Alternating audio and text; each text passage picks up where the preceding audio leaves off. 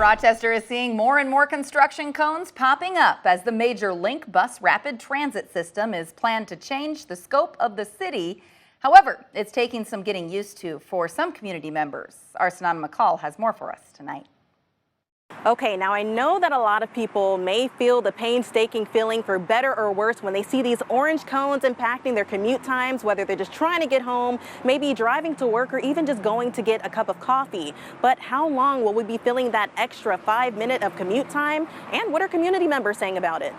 Like this first week has been really hard to navigate. We've noticed people having a lot of confusion.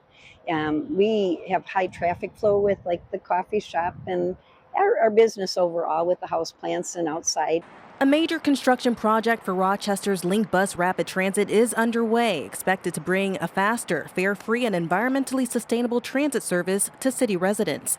Ruby Haymond is head of the nursery tree shrubs on Sargent's on 2nd, and she's no stranger to the pop-up construction right outside their business along the west end of 2nd Street Southwest. I've noticed a lot of people trying to park in the residential areas and coming in the back way because they're afraid of the front. It's a residential area, a business hub, and one of the main entrances into the downtown area. Now sidewalk access is limited, some intersections closed, and hard hats at work.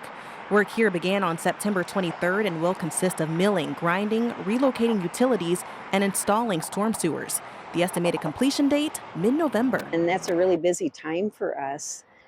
For spruce top pots, Christmas trees, we'll have a big events, Santas and S'mores, which is in about that same time frame. And that's just one side of this bus project. Another major road impact sits across town at the intersection of 6th Street Southeast and 3rd Avenue Southeast, which just began on Monday. Drivers now seeing road closed signs and battling U-turns, but not too much of an inconvenience for some area residents. It's actually been pretty quiet for the most part, so it doesn't really bug us too much. Sleeping in is a little difficult, but it's not that big of a deal. A walking detour has also been put up in place, but for residents aiming to take the shortcut home, they'll have to wait until mid-October. To get onto this street is the only inconvenience, but it gives us extra parking. Yeah, so. That's true too.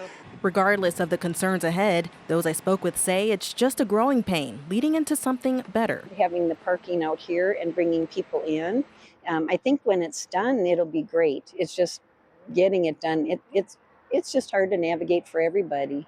Public transit is the way to go. If we can keep people out of cars and can keep the accidents down, keep the gas usage down, it's all good with me.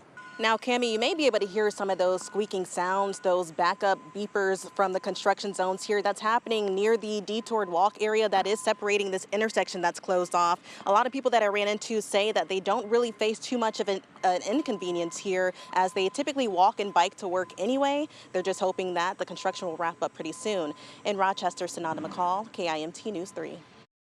All right, Sananda, thank you so much for that information. Sargent's on 2nd tells us it is still accessible and encourages people to stop.